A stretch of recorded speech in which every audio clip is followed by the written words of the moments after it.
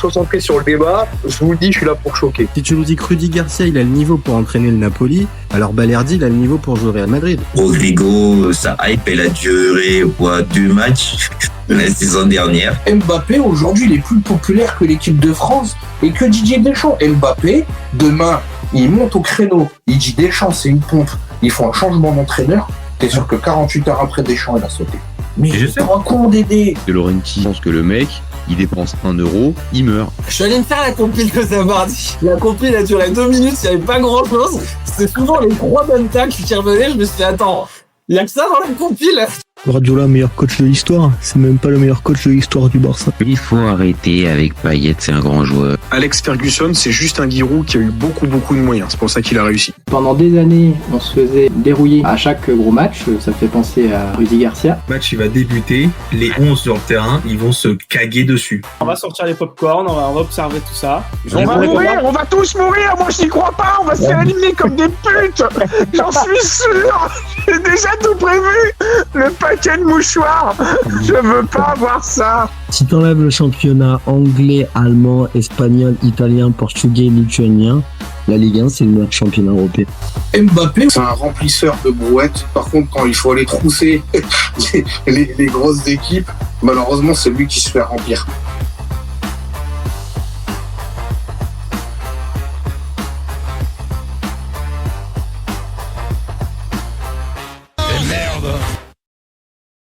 Salut à tous, super content de vous retrouver pour un nouveau débat du FC Copain. Alors, après quelques jours de petite interruption, on revient pour un nouveau débat, comme je viens de le dire, et on va s'arrêter sur un sujet un peu explosif. Je sais qu'il va forcément faire réagir sur cette chaîne. L'Algérie, ça va jusqu'où au Mondial 2026? Alors, vous savez un petit peu comment fonctionne la chaîne, le live. J'ai besoin de vous. Donc, n'hésitez pas à commenter, liker, partager, vous abonner si vous découvrez la chaîne. On a besoin de ça. C'est ce qui nous donne de la force, c'est ce qui nous donne envie de continuer. Et puis, bon, bah voilà. C'est aussi plus sympa si vous participez et qu'on peut avoir un vrai échange ensemble pendant ce live. Donc, les copains, voilà. La question, elle est simple. L'Algérie, ça va jusqu'où au mondial? Est-ce que ça peut viser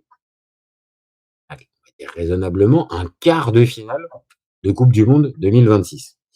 Déjà, je fais un petit coucou à Amine. Évidemment, oui, ce live était annoncé depuis plusieurs jours.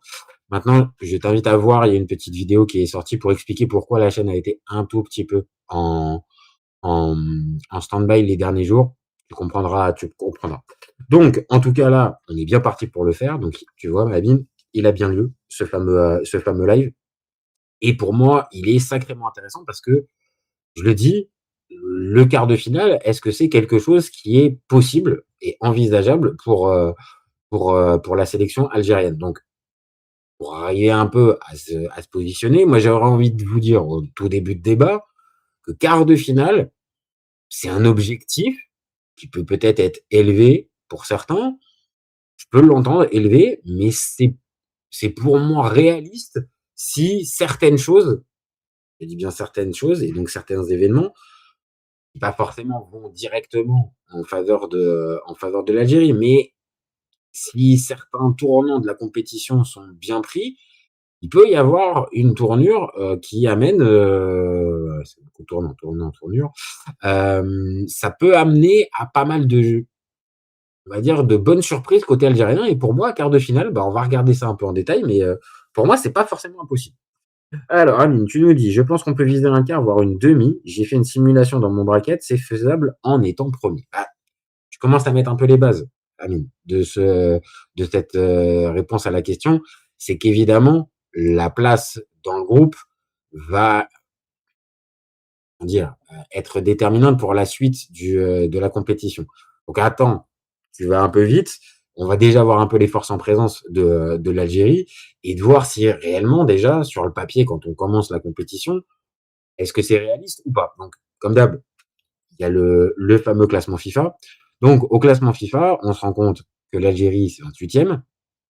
28e. Bon, si on regarde les quart de finale, donc ça veut dire les 16 meilleures équipes.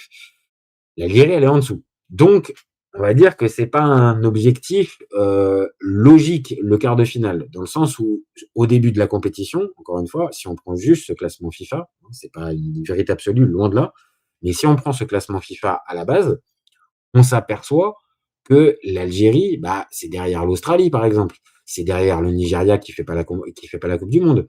C'est derrière une équipe comme la Corée du Sud, une équipe comme l'Autriche.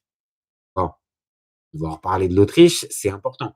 Et c'est pour situer un peu la marge, je pense, de progression d'une équipe algérienne qui, au moment M, est 28e au classement FIFA, mais c'est cette question qui revient très souvent, est-ce que cette équipe vaut réellement une 28e place au niveau des meilleures sélections au monde, ou est-ce que c'est un certain contexte qui fait que cette 28e place s'explique? Je pense que c'est plus ça. Il y a un chemin qui a été entamé, je pense pour l'Algérie déjà depuis quelques années avec l'arrivée de Petkovic. Donc là, c'est un peu la lecture au 8 juin, je vous remontre, hein, au 8 juin, c'est que l'Algérie, elle est en dessous, on va dire, d'un quart finaliste sur le papier. Bon, voilà. Maintenant, une fois qu'on a dit ça, on peut continuer un peu plus, je pense, sereinement et se dire, bon, cette équipe, elle peut faire quoi? Déjà, pour faire quoi, comment elle s'est qualifiée? Comment elle s'est qualifiée? Elle se qualifie assez brillamment parce que il n'y a pas eu de match dans ce groupe. Tu termines premier avec 25 points, 8 victoires, un match nul, une défaite. T'as envolé ton groupe. Deuxième, c'est l'Ouganda à 18 points, donc 7 points derrière et avec le Mozambique. On peut retrouver la Guinée, le Botswana et la Somalie. Donc on n'est pas face à des équipes dire forcément c'est-à-dire emblématique du continent africain. Et on parle pas en plus d'équipes qui peuvent forcément émerger. Alors tu peux considérer que le Mozambique, présent à la dernière CAN, qui passe le premier tour, ça peut peut-être être un adversaire un peu coriace si on veut. Mais en soi, bon, on peut pas dire véritablement qu'il y avait vraiment match. Maintenant, à contrario, ok, on peut minimiser d'un côté ce parcours-là, mais de l'autre, on peut aussi se dire que l'Algérie, elle a fait le boulot, elle a pas tremblé, et que la seule défaite qu'elle peut avoir, dites-moi en commentaire si je me trompe, mais je pense que l'Algérie est déjà qualifiée au moment de cette défaite. Donc voilà, on peut la considérer comme un peu anecdotique. Et sur le parcours de qualif, ouais, en plus c'est 24 buts marqués en 10 matchs, 8 encaissés, moins d'un but par match encaissé. On est sur une équipe qui a fait le boulot. Voilà, qui a fait le boulot. C'était pas le groupe, je viens de le dire, le plus compliqué, mais force est de constater que l'Algérie a fait le boulot pendant cette campagne de qualification. Maintenant, pour pouvoir faire une Coupe du Monde, je vous apprends rien, les copains, il faut une liste de 23, enfin une liste de 26. Donc dans la liste, on fait comme d'habitude, on s'arrête par les gardiens d'abord, et puis on commence par les gardiens plutôt, et puis on enchaîne avec les défenseurs, milieux et attaquants. Donc, comme gardien, on a Oussama Benbot, Melvin Mastil, Abdelatif Ramdan et le fameux Lucas Zidane. Donc, je pense qu'on va être d'accord. Ah, attends, je vois 2 messages de Amine. Amine, c'est dû aux 2 cas loupés. Oui, t'as raison. C'est vrai que le classement FIFA, c'est aussi dû à ces 2 échéances ratées. Donc, c'est pour ça que ça donne la lumière on va dire, d'une équipe qui est pas la plus compétitive au moment de commencer la compétition. Et non, la défaite était au 2e rassemblement de Petkovic contre la Guinée à domicile. Je pense qu'on va faire quart Aïssa Dabrus contre Portugal. Ok, écoute Amine. Ok. Bon, je reviens donc sur la liste des sélectionnés. D'accord, ça va être Lucas Zidane normalement qui va repartir comme titulaire, comme pendant la CAN 2025. De toute façon, c'était lui qui était là contre les Pays-Bas, et en plus, il fait un sacré bon match avec avec quand même pas mal d'arrêts décisifs. Je rappelle, hein, on va en parler, mais les 17 tirs du côté pardon. Les 17 tirs côté néerlandais. Bon, le clean sheet au bout, plutôt pas mal. Donc, est-ce que Lucas Zidane, c'est ce que je pose à chaque fois, la garantie de pouvoir avoir un gardien fiable et sûr qui peut te permettre au moins de pas faire de boulettes? C'est une vraie question. Je vous pose la question. Je suis un peu partagé. Moi, je vous le dis, je suis un petit peu partagé sur le cas de Lucas Zidane, mais je l'ai trouvé faire une CAN plutôt rassurante, franchement, pour décidément, je pense que je n'ai pas pris l'eau. Je pense que ça va être un petit souci. Attendez. Je pense que je vais aller boire un petit coup. Ça va être un petit souci. Mais en attendant 2 secondes, les copains, 2 secondes, je vais chercher à boire. Là, ça va pas être possible.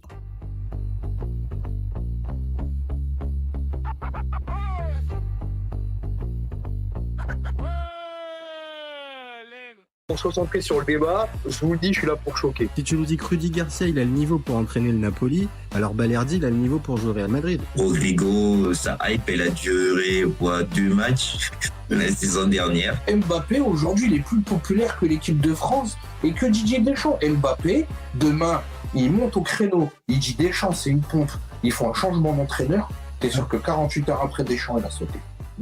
C'est bon, les copains, ça va un peu mieux. Alors, donc, je parlais donc de Lucas Zidane, et je vous disais que Lucas Zidane, mine de rien, bah moi j'ai des doutes. J'ai des doutes sur le bonhomme. Même si sa CAN est rassurante, même si son match contre les Pays-Bas est bon, j'ai quand même des interrogations sur le plus haut niveau. Et on va vite rentrer on va vite y arriver après l'étude de la liste. Il y a des grosses échéances et des gros adversaires en face. Donc, comment vous dire? C'est pas que je pense que c'est le point faible de l'équipe.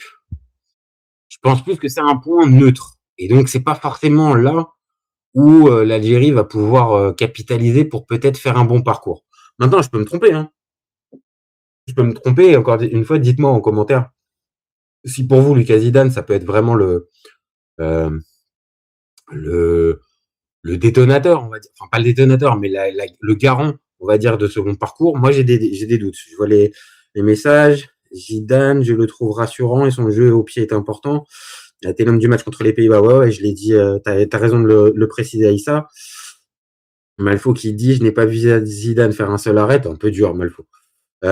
S'il a fait un match de bonhomme contre une grande nation. Bah, oui, il fait ce match de bonhomme. Maintenant, je vais pas te dire, Aïssa, tu le sais comme moi, c'est un match amical. Donc, un match amical, certes, contre un adversaire prestigieux, il fait le taf. Donc, en tout cas, ça montre que son état de compétitivité, il est là. Donc, ça, par contre, c'est plutôt rassurant dans la partie Lucas Zidane. Par contre, est-ce que ça va vraiment être, comme je l'ai dit, le garant du bon parcours?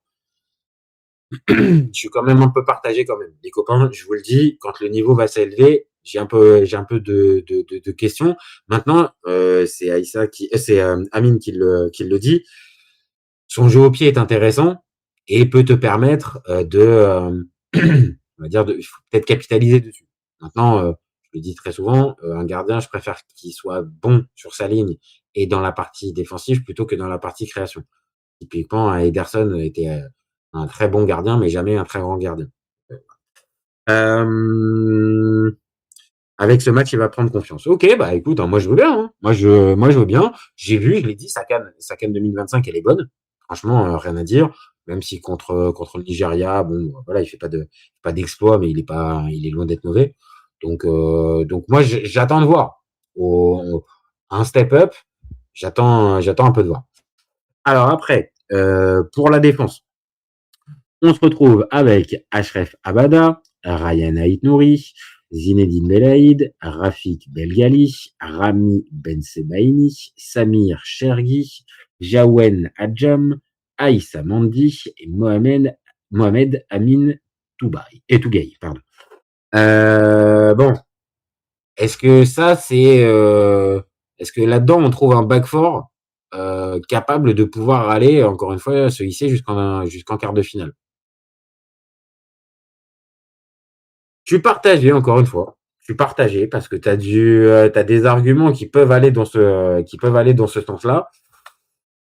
Maintenant, est-ce que par exemple Zinedine Belaïd qui a été aligné et qu'on connaît peu, on va dire en Europe, qui est passé à Saint-Tron, et qui a fait un rapide passage, est-ce que lui, par exemple, qui a été aligné contre les Pays-Bas, ça peut être le garant de justement j'ai des doutes. Aïssa Mandi, je le connais. Là, pour le coup, les copains, on le connaît tous. De toute façon, supporter algérien, vous le connaissez depuis des années. Est-ce qu'Aïssa Mandi, c'est avec lui que tu fais le quart de finale? Pose des questions. Ait Nouri, c'est un autre truc. Ben Sebaini, c'est un autre truc.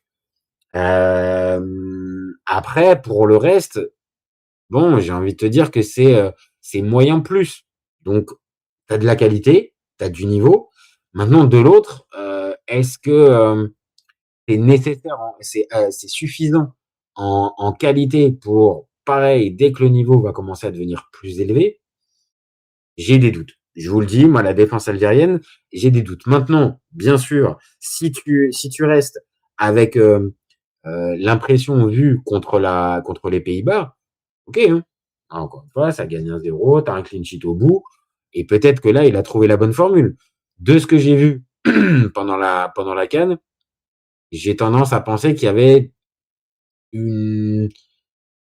ouais, c'est même pas qu'il y a une marge de progression, c'est que il y a mieux. Il y a mieux. Et sans aller jusqu'au top nation mondiale, il y a des postes où moi, je suis désolé, Aïssa Mandi, moi, j'ai du mal. Je vous le dis, j'ai rien contre le bonhomme, c'est un super gars en plus, vraiment, premier degré, super gars. Mais je trouve que c'est compliqué. Maintenant, Ait Nouri, Ben Sebaini, pourquoi pas? Alors, je vois les messages. La défense, il n'y a rien à dire, nous dit Amine. Les USA, ils ont raison de maltraiter l'Égypte, l'Algérie, ils ont tous été fouillés, aucune escorte. Ouais, alors là, c'est autre chose, là, par contre. Amine, à part Tougaï qui prend potentiellement la place d'un milieu attaquant, il n'y a rien à dire pour les défenseurs. Non, je pense que sur le choix, par contre, je suis d'accord. J'ai essayé de comprendre, Amine. Je suis d'accord. Sur le choix des joueurs, j'ai pas de truc particulier où je me dis, ouais, là, ce qui a été pris, franchement, il n'y a pas grand chose à dire. Le terrorisme biologique est une réalité, je suis d'accord, mais Malfo, en fait, on reste un peu sur le foot, hein, quand même. Même si j'ai compris ton lien avec le foot, mais quand même. Amine qui nous dit Ait Nouri, Ben Sebaini, Belaïd, Mandi, Belgali. Ils ont été fouillés, ok. J'ai adoré le bus du Sénégal, le bon de l'Égypte en plein canier. Belaïd a eu un passé compliqué à Saint-Tron à cause de problèmes familiaux. En Afrique, c'est un des meilleurs défenseurs du continent dans les clubs africains. Tougaï, il a rien à faire là, nous dit Aïssa. Oui, Tougaï, oui, je pense que. Voilà, maintenant, est-ce qu'il prend la place véritablement de quelqu'un? Ok. Donc, on partirait, parce que ce que tu nous dis, Amine, Ait Nouri, Ben Sebaini, Belaïd, Mandi, Belgali, ça serait donc une défense à 3. On partirait pas avec une défense à 4. Si je comprends bien les choses. Mais il faut, il va traiter comme intéressant. Alors, encore une fois, c'est intéressant ce que tu peux dire, Malfo, mais là, on se concentre un peu plus sur le terrain et les forces de l'Algérie pour cette Coupe du Monde et est-ce que ça peut aller long. Mandi sort d'une très belle saison au LOSC et sous Petkovic, je l'ai trouvé plutôt bon. C'est sur la fin de Belmadi où c'était compliqué. C'est vrai, peut-être, Amine, je veux bien aller dans un sens. Saka n'est pas mauvaise. Et il sort aussi d'une belle saison avec le LOSC. Donc, ok, je peux entendre. Pourquoi pas miser sur lui. De toute façon, c'est un pilier. Je crois qu'il est pas loin d'être recordman des sélections en Algérie. Donc,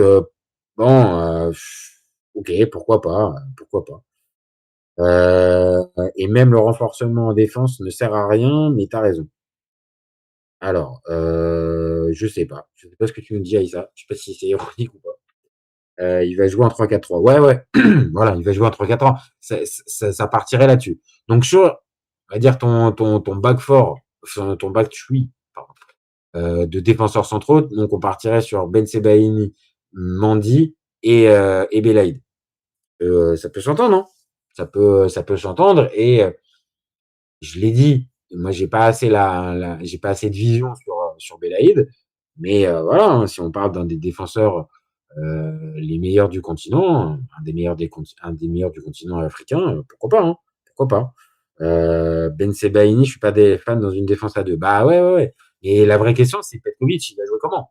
Voilà, ça va être une vraie interrogation. Mais donc, sur le milieu, j'ai l'impression, voilà, vous n'avez pas l'air d'être particulier sur les défenseurs, vous n'avez pas l'air d'être particulièrement inquiet.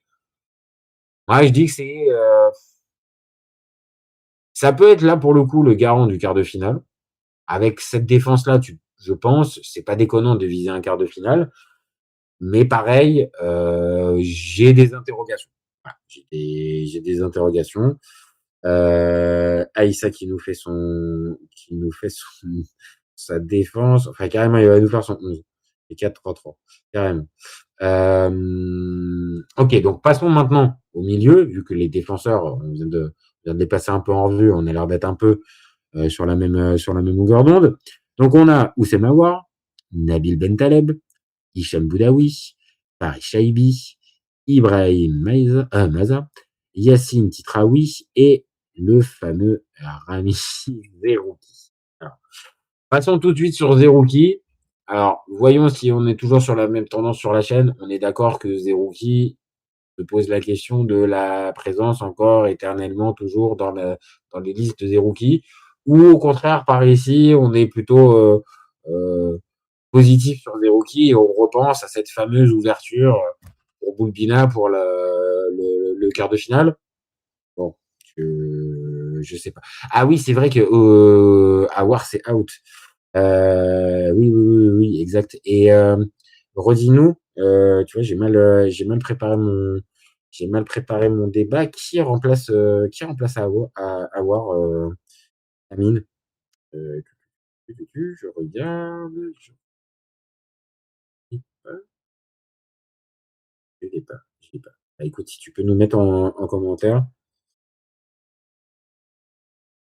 Le problème, c'est qu'il comprend pas la compo de départ. Il met Zerouki, Aouar avec Bentaleb. Bentaleb avait mal joué. Ok, bon. Moi, je vous donne un peu ma vision. Alors, l'histoire d'Aouar, je sais plus. Aouar, c'est lent. Non, mais en fait, oui, Aouar, c'est toi qui veux pas le voir, Amine. Aouar, en fait. Zerouki, je trouve les gens assez durs avec lui. Il sort d'une canne plutôt neutre et son dernier match contre les Pays-Bas est correct. Je te le dis. Alors, moi, je tire pas sur l'ambulance sur Zerouki, mais j'avoue, je suis pas fan. On en a parlé plus d'une fois sur la chaîne.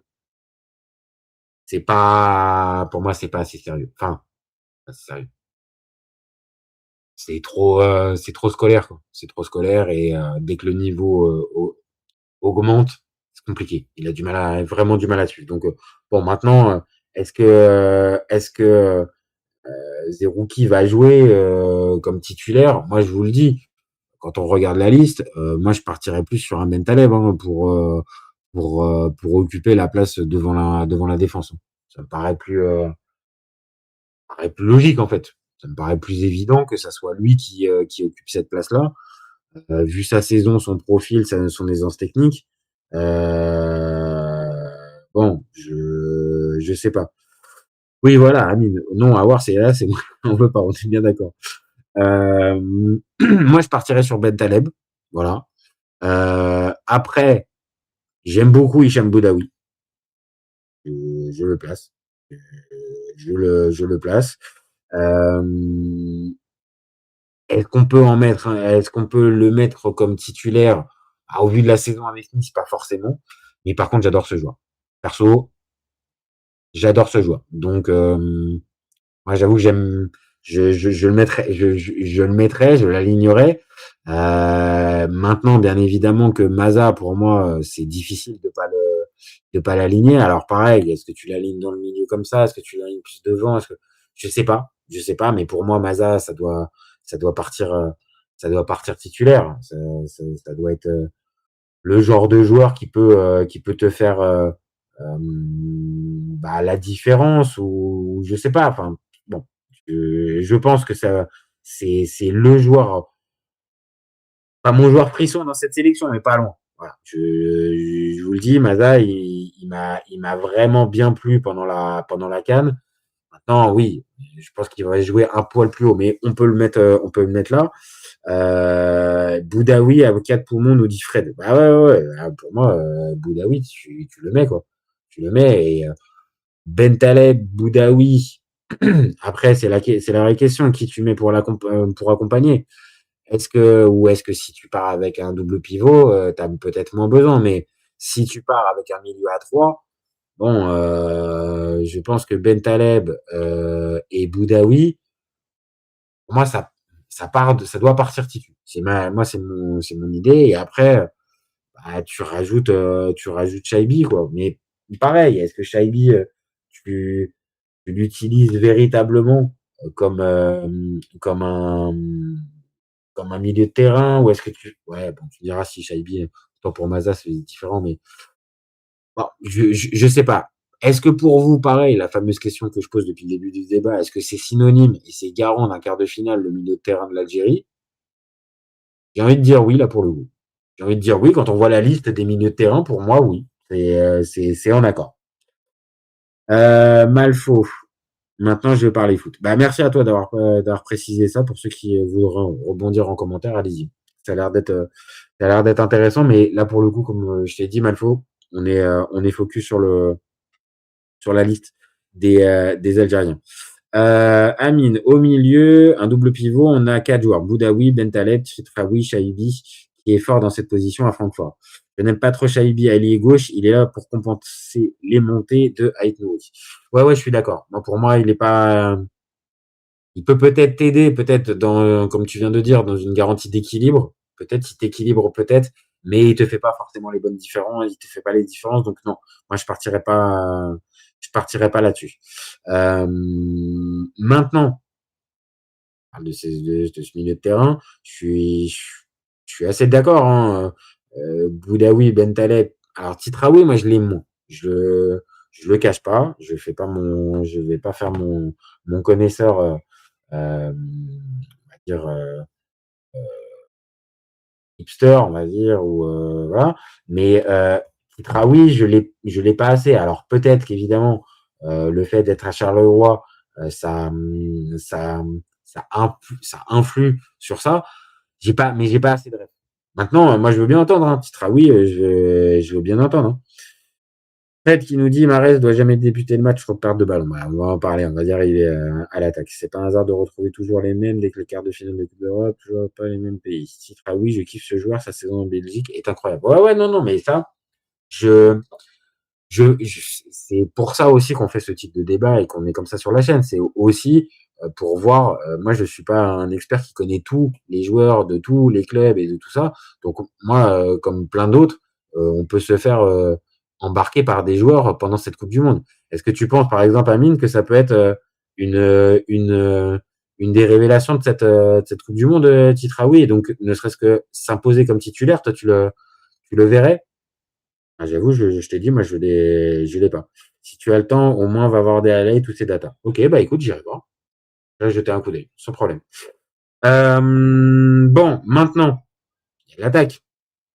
Alors, en attaque, Mohamed Amoura, Nadir, attends, j'ai du mal. Ben Boli, pardon. Abi Adil Boulbina, Fares, alors, désolé, hein, les copains, je suis pas arabe, hein, donc je vais peut-être écorcher le nom. Gedjemis, Amin Gouiri, Anissa Djoumoussa, et enfin, Riyad Mahrez. Alors, même question que d'habitude. Est-ce que pour vous, les copains, cette liste d'attaquants, c'est synonyme de quart de finale?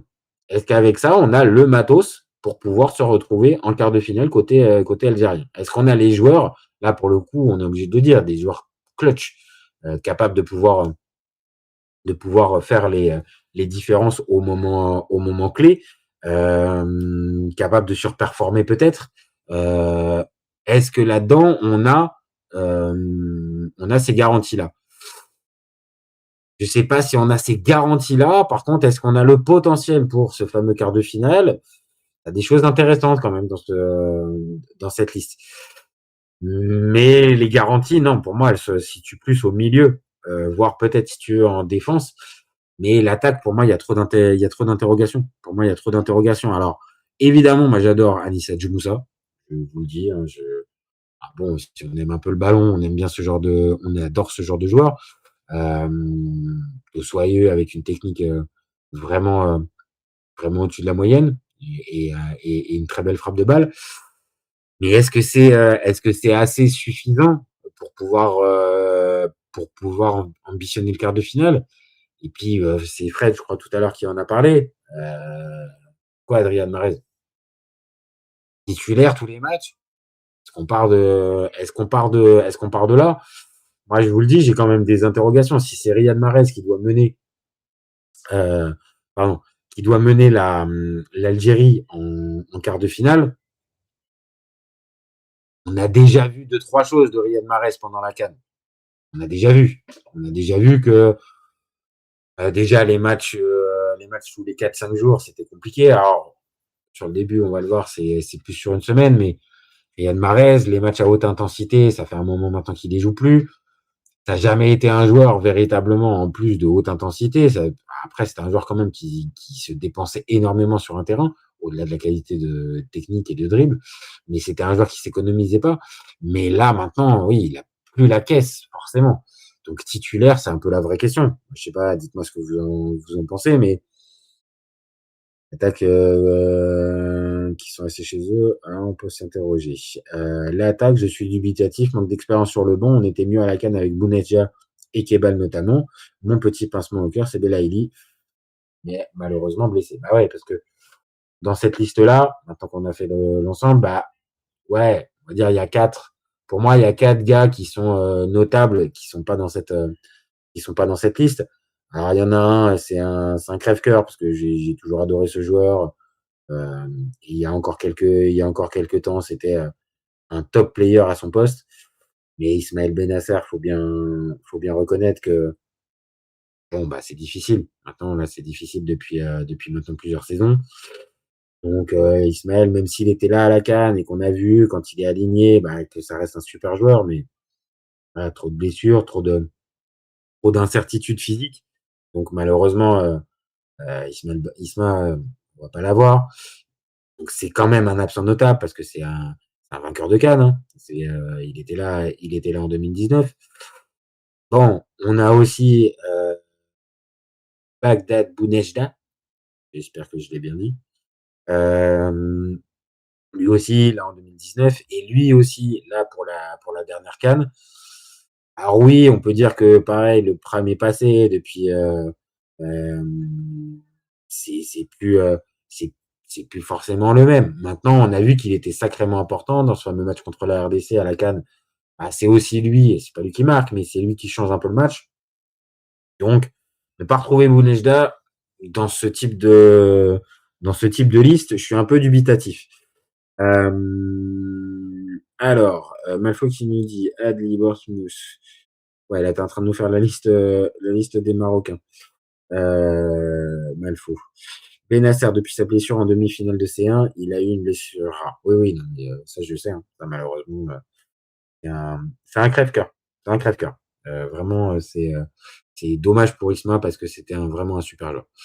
Donc, Bounedjah, bon, je suis un peu interrogatif. Kebal, je comprends pas.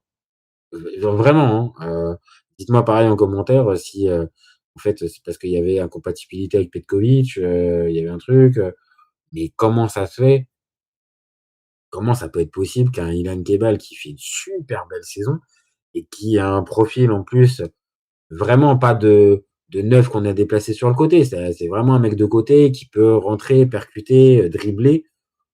On va le retrouver, dites-moi. Hein. Et puis, bah, Youssef Belaïli, je comprends Amine, hein. Mais bon, Youssef, on le connaît. Peut-être que Petkovic n'a pas voulu, comment dire, prendre de risques et de se dire que l'unité du groupe pouvait à un moment donné vriller parce que Youssef Belaïli. Mais bien sûr qu'en termes de joueurs, en termes de qualité de pied, de vision du jeu, tout ce que tu veux, oui, bien sûr. Ça aurait pu être une belle porte de sortie. Enfin, ouais, c'est une sortie de piste internationale pour Voilà. Petko n'aime pas Kebal, comme Comboiré en fin de match, il le bench. Mais t'es vraiment sérieux sur il l'aime pas Petkovic? Parce que moi c'est un peu l'image que j'ai eue, hein. Parce que pour pas le prendre, franchement, je suis pas en train de dire que c'est Messi Prime, hein, Dan Kebal. Mais pour moi, il a sa place tous les jours. Tu lui fais de la place. Tu lui trouves une place, et même au pire, c'est le premier à sortir du banc. Kebal aurait même pu être en 10. Bah oui, oui. On est d'accord. Donc, pour faire la synthèse de cette liste, si on est bien factuel, bah oui, il y a des interrogations sur des postes. Il y a des gars, on va attendre un peu de voir. Typiquement Lucas Zidane. La défense, est-ce que ça peut tenir? Le milieu, est-ce que ça va vraiment être le point fort de cette sélection? Et l'attaque, est-ce qu'on peut obtenir quelque chose? Est-ce qu'on peut avoir peut-être des mecs un peu en surperformance, et peut-être que Mahrez retrouvera pas ses jambes il y a 4-5 ans, mais il peut peut-être aussi comment dire, il peut faire le taf. Après, j'avoue que titulaire j'ai du mal, je tique là-dessus. Je tique là-dessus. Mais peut-être que tu fais un deal avec lui, il fait les 45 premières, et sur les 45 minutes, voilà, il peut arriver à tenir. Maintenant, vu les conditions climatiques, météorologiques et tout ça, attention. Attention, ça va pas être simple véritablement pour un Riyad Mahrez d'arriver à tenir les matchs 90 minutes. Donc bon, j'ai un peu d'interrogation. Bon, il y a un message de Amine qui nous dit Petkovic n'aime pas le jeu dans son style, le style de jeu de Kebal, et Mahrez dans le playmaking, mais en sortie de banc. Bon, il y a un gars dont on n'a pas trop parlé, et l'ami Petkovic. Donc, est-ce que Petkovic, j'avais lancé ce débat-là il y a quelques semaines, est-ce que ça valait le coup de le garder? Bon, non, voilà, il est là, on va croire en lui. Le dernier match peut amener de l'espoir. Donc, est-ce que pour vous, pareil, Petkovic, c'est synonyme de quart de finale? Est-ce qu'avec lui, tu peux faire quart de finale? Alors, sur le papier, quand on regarde un peu la carrière du bonhomme, oui, c'est pas déconnant. On l'a vu faire un quart de finale d'Euro avec la Suisse, par exemple, en sortant l'équipe de France. Donc, c'est pas complètement farfelu de se dire que Petkovic, qui mène une sélection d'Algérie en quart de finale d'une Coupe du Monde, bon, voilà, je suis pas en train de vous dire, c'est un gars qui a jamais rien fait dans sa carrière. Maintenant, est-ce que c'est suffisant? Moi, je l'avais dit au moment de la question, j'avais posé la question, est-ce que Renard pourrait pas reprendre la place? Mais en gros, c'était plus pour, est-ce que vraiment Petkovic, c'est l'homme de la situation? Moi, j'ai des doutes. Vraiment, j'ai des doutes sur Petkovic, homme de la situation. Ça peut peut-être le faire, mais j'ai quand même des doutes. Franchement, j'ai quand même des doutes. Le coaching, la manière de sentir les matchs, l'approche mentale, j'ai des doutes. Maintenant, il semble avoir l'adhésion de tout le groupe. Là, en plus, on va dire, il n'a pas pris de cas problématiques pour constituer son groupe. Donc, pour moi, c'est pas incompatible avec ce fameux quart de finale. Voilà, c'est pas incompatible. Maintenant, sur les performances ces derniers mois, ouais, je le vois pas se faire surperformer l'Algérie. Donc, sur les références, ok, pas déconnant qu'un Petkovic t'amène en quart de finale. Maintenant, sur l'attitude et ce qu'il m'a montré ces derniers mois, je vous le dis, j'ai des doutes. Et forcément, on va y arriver. Va y avoir des matchs, hein. Et les matchs, ils sont sacrément importants, hein. Bon, alors attendez, juste avant, on a Abdel qui nous dit, sérieux, ça va se voir dès le premier match, Lucas Zidane, ça va faire mal. Fouad qui nous dit, on veut une équipe solide. Eh bah, écoutez les gars, ouais. Alors dis-nous Abdel, c'est quoi? Sérieux, ça va se voir dès le premier match, Lucas Zidane, c'est quoi? Et qu'est-ce qui va se voir? Ça va faire mal. Genre, il va continuer dans la lignée de son match contre les Pays-Bas ou ça va faire mal, ça va être compliqué. Parce que le premier match, les gars, le premier match face au champion du monde. Face au champion du monde en titre. Et ça, par contre, les copains, c'est pas un cadeau. Maintenant, de l'autre côté, si on veut essayer de voir le verre à moitié plein côté algérien, l'Argentine a perdu son match d'ouverture en 2022 en étant champion du monde quelques semaines après. Hein. Donc l'Argentine qui choque pour le premier match, si vous êtes encore plus des anciens, vous vous rappellerez tous de ce fameux même match d'ouverture de la compétition en 90, où les Argentins, ça part contre le Cameroun.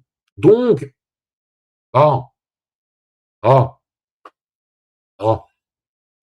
pourquoi pas l'Algérie accroche l'Argentine pour le premier match? C'est une vraie question.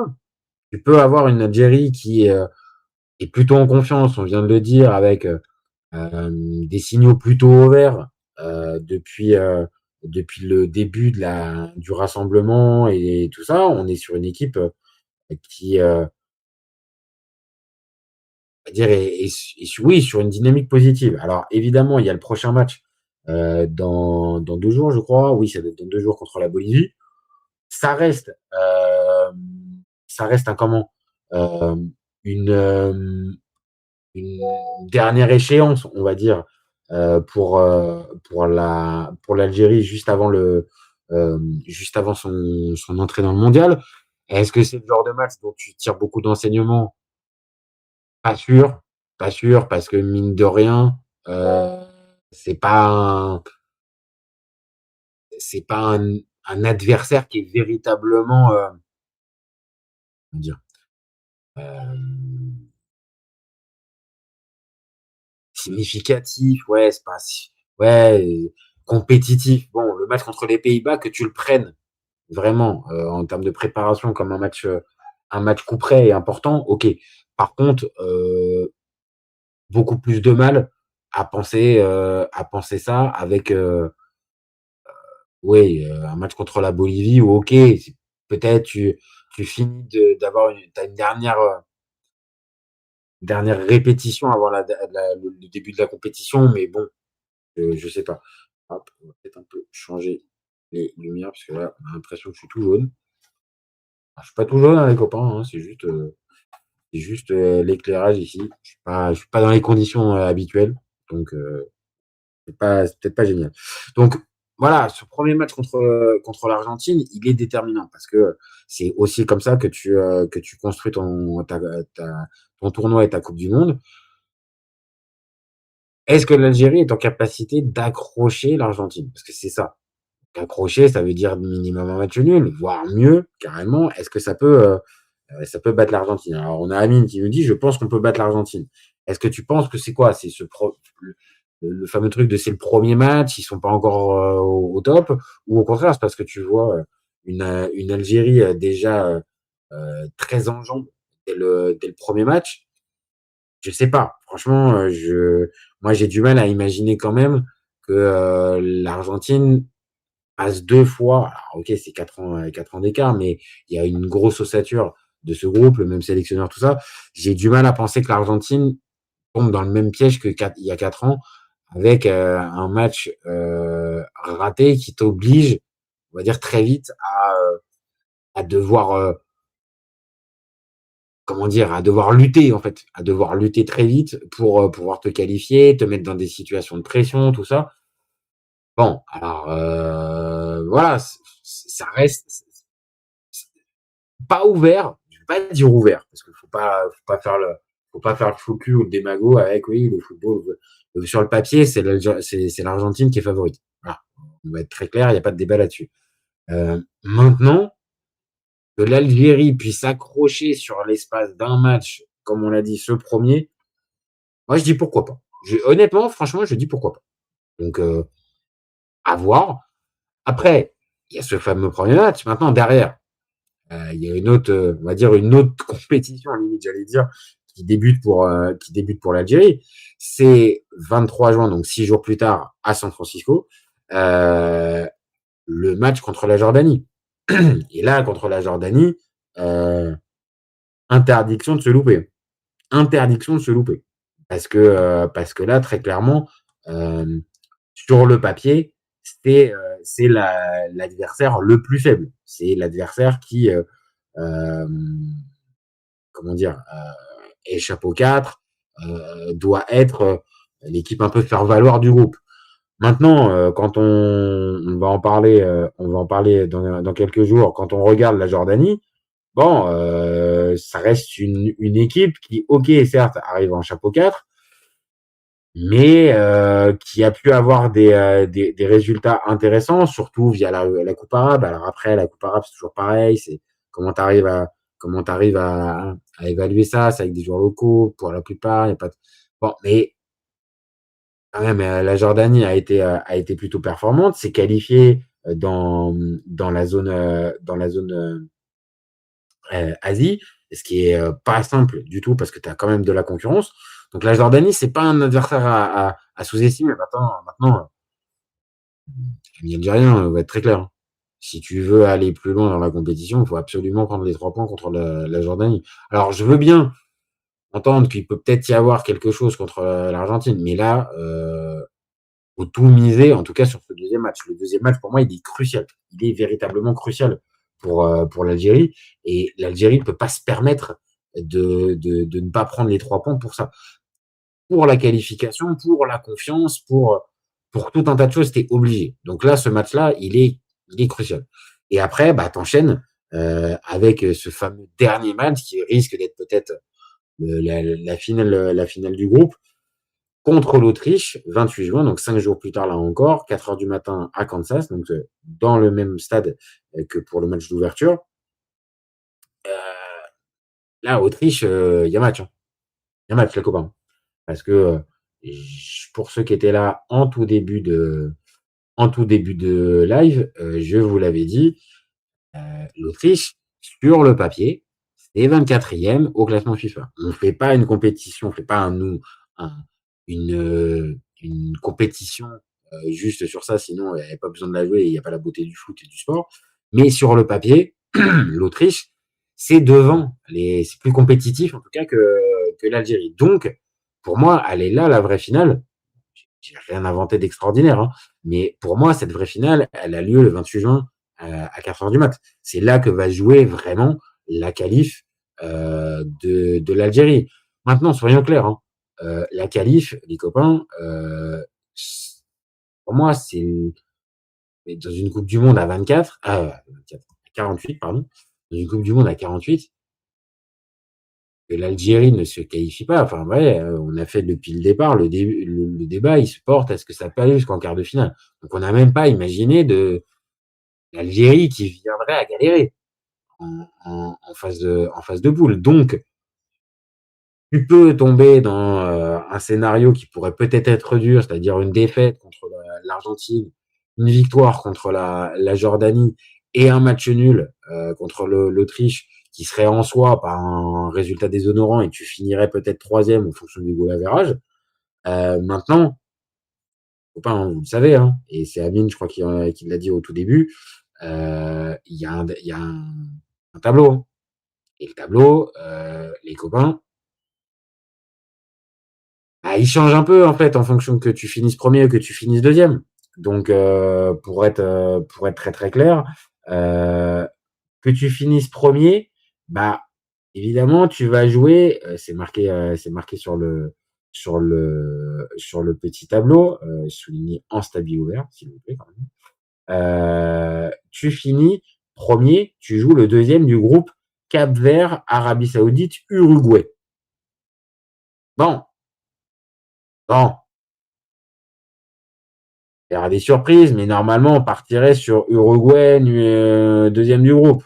Uruguay, Algérie, bon, j'aime beaucoup l'Uruguay et c'est une sélection que je supporte généralement pendant les Coupes du Monde, mais c'est pas la meilleure génération, même s'il y a un Marcelo Bielsa. Bon, c'est pas la meilleure qui soit. Même s'ils avaient été pris, Suarez et Cavani sont plus là. Mais bon, vu leur niveau, maintenant c'est compliqué. Mais voilà. Donc, si tu finis premier, tu as quand même un adversaire qui est abordable Et vous voyez par la suite, derrière, tu ne joues que des deuxièmes de groupe. Parce que, à côté, on se retrouve avec le deuxième du groupe D. Donc, le groupe D, pour ceux qui ne l'auraient pas, c'est le groupe des États-Unis, Paraguay, Australie, Turquie. Le deuxième de ce groupe-là, qui affronterait le deuxième du groupe G. Et le groupe G, c'est Belgique, Iran, Égypte et Nouvelle-Zélande. Donc, je vous le dis, les copains, si l'Algérie vient à terminer première, là, la Coupe du Monde, elle change complètement parce que jusqu'en 8e, tu es face à des adversaires qui sont largement à ta portée. Je dis pas que l'Algérie sera favorite face à tous ses adversaires, mais tu es face à des adversaires à ta portée. Donc, évidemment, ça tombe sous le sens quand je le dis, mais il faut absolument terminer premier de ce groupe. Parce que, à l'inverse, si tu te retrouves deuxième, tu vas jouer un premier groupe. Et le premier groupe du fameux groupe de l'Espagne, Cap-Vert, Arabie Saoudite, Uruguay. Et là, par contre, amis algériens, je vous cache pas que la deuxième place, elle change tout dans la suite parce que pour moi, soyons très très clairs, je vois pas l'Algérie être en capacité de battre l'Espagne si ça vient terminer deuxième et que l'Espagne termine première. Donc c'est là un peu et le moment peu dur, les copains, pour vous, supporters algériens, c'est que pour pouvoir espérer ce fameux quart de finale, il faut finir premier. Il n'y a pas d'autre choix. Parce que sinon, je vous le dis, un match de foot reste un match de foot. Mais la qualité de l'Espagne 2026, championne d'Europe 2024, je pense que le niveau est trop haut. Là, pour le coup, tant que sur l'Argentine, sur un match d'ouverture, tu peux arriver à les accrocher, arriver à faire quelque chose. Maintenant, sur un match à élimination directe contre cette Espagne-là, non, je vois pas. Donc, clairement, pour répondre à cette fameuse question qu'on pose depuis le départ, il faut terminer premier. Il faut terminer premier pour l'Algérie. Alors après, bien sûr, il reste la dernière possibilité, c'est de terminer troisième. Et alors après, troisième du groupe, on ne peut même pas savoir parce que, comme vous voyez, il y a plein de possibilités.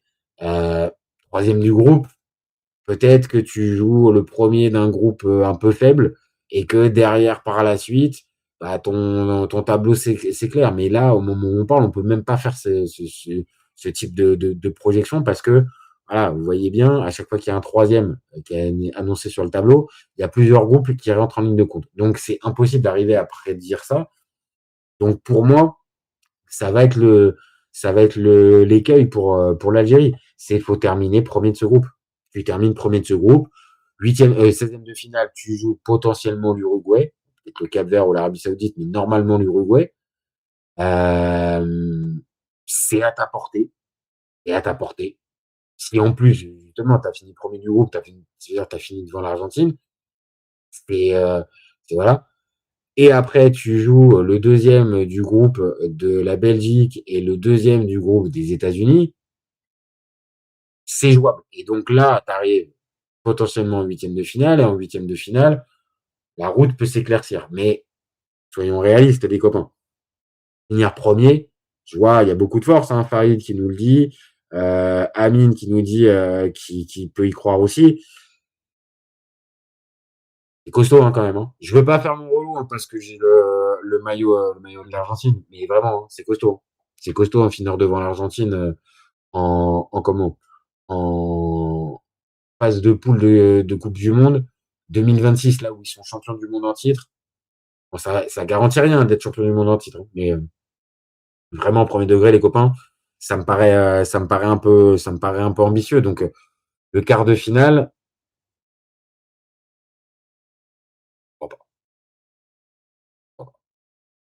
J'ai peur que malheureusement, ça se termine par une deuxième place, ce qui serait déjà une belle performance parce que terminer deuxième devant l'Autriche, qui est une nation, on l'a dit tout à l'heure, similaire à celle de l'Algérie, ça serait une belle perf.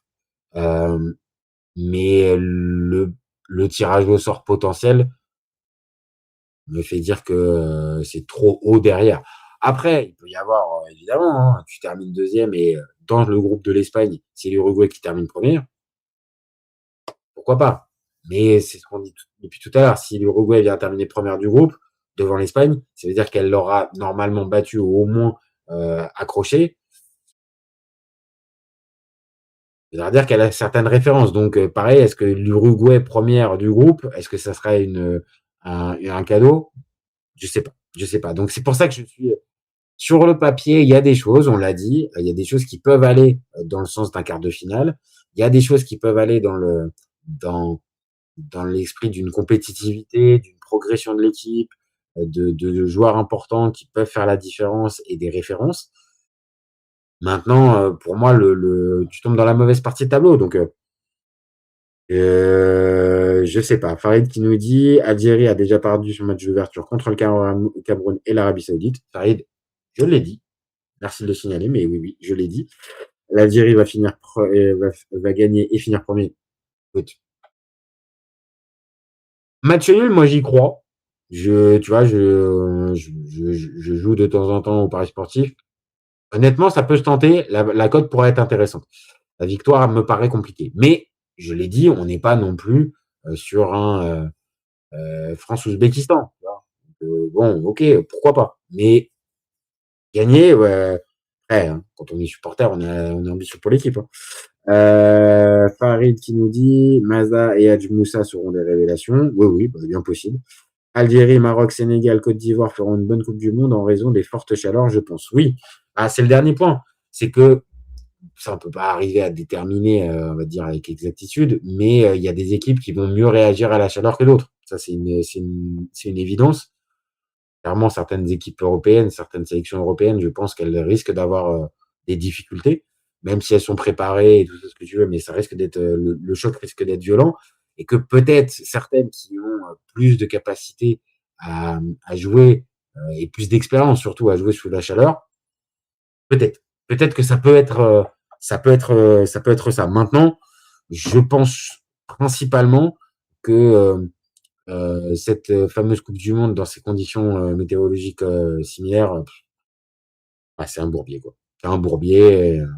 Et en plus, pour faire une petite dédicace à mon neveu avec qui j'ai eu cette discussion-là, il n'y a pas plus tard que quelques minutes avant le live, donner la Coupe du Monde à un pays qui n'est pas un pays de foot, c'est quand même compliqué. Mais bon, ça c'est un autre débat, on s'éloigne. Mais c'est vrai que le paramètre météo va avoir son importance. Il faudra véritablement voir ce que ça a pu, ce que ça va provoquer, on va dire, chez tout un tas de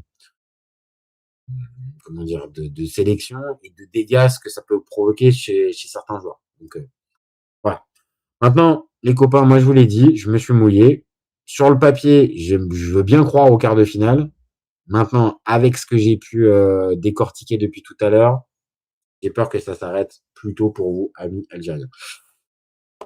J'espère quand même que la Coupe du Monde sera belle pour le peuple algérien aussi, comme pour toutes les sélections, et qu'on puisse prendre du plaisir. Il y a des joueurs intéressants, ils peuvent surperformer, c'est pas interdit.